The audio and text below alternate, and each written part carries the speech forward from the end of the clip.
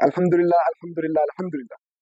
শহীদ শরীফ উসমান বিন হাদি হত্যার যে প্রধান আসামি কুত্তার বাচ্চা ফয়সাল, কুত্তার বাচ্চা ফয়সালকে গ্রেফতার করা হয়েছে।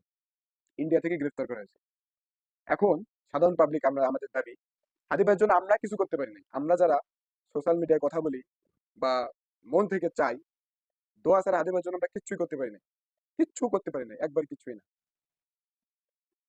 হাদি ভাইয়ের জন্য যারা করছে তারা নিয়মিত আন্দোলনে ছিল, নিয়মিত মাঠে ছিল, নিয়মিত তাদের বজ্রকণ্ঠ বজায় রাখছিল। তাদের মধ্যে অন্যতম জাবের ভাই এবং জুমা আপা আছে, তারপরে আরো অনেকে যারা মানে স্বতঃস্ফূর্তভাবে জড়িত। কয়দিন আগে রনি ভাই মার খালো, তারপরে নাসির ভাই আছে, যারা একবারে এর সাথে মানে খাওয়ার টাইম মতো খায় নাই, টাইম মতো ঘুমায় নাই, টাইম মতো গোসল করি নাই। এরা প্রচুর কষ্ট করছে এই শহীদ শরীফ উসমান হাদি হত্যাকারীকে ধরার জন্য।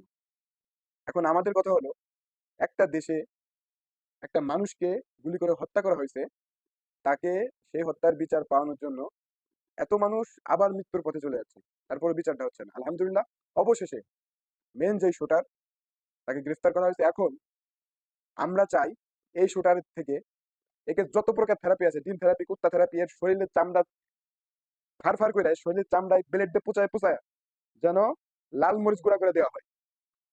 এর কোনো মৃত্যুদণ্ড হবে না, এর মৃত্যুদণ্ড দেওয়া যাবে না। এর মৃত্যু হবে তিলে তিলে, প্রত্যেকটা লিগের বাচ্চা লিগ লাইভে এর মৃত্যু দেখানো হবে। এর মৃত্যু দেখানো উচিত লাইভে। ও একে শরীরে প্রত্যেকটা অঙ্গ প্রত্যঙ্গ ব্লেড দিয়ে টাস টাস টাস টাস করে টানে টানে ফাইড়ে, ওই জায়গা লবণ দিয়া, ওই জায়গা শুকনো মরিচ দিয়ে গোলাইয়া গরম পানি দিয়া ওর শরীরে দেওয়া হবে।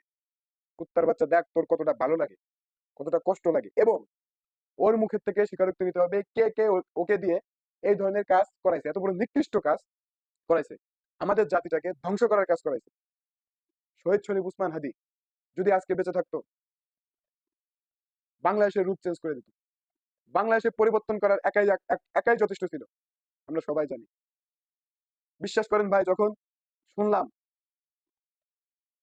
শরীফ উসমান হাদির হত্যাকারীকে গ্রেফতার করা হয়েছে, আমি নিজেও জানি না, আমার চোখগুলা টলমল করতেছিল।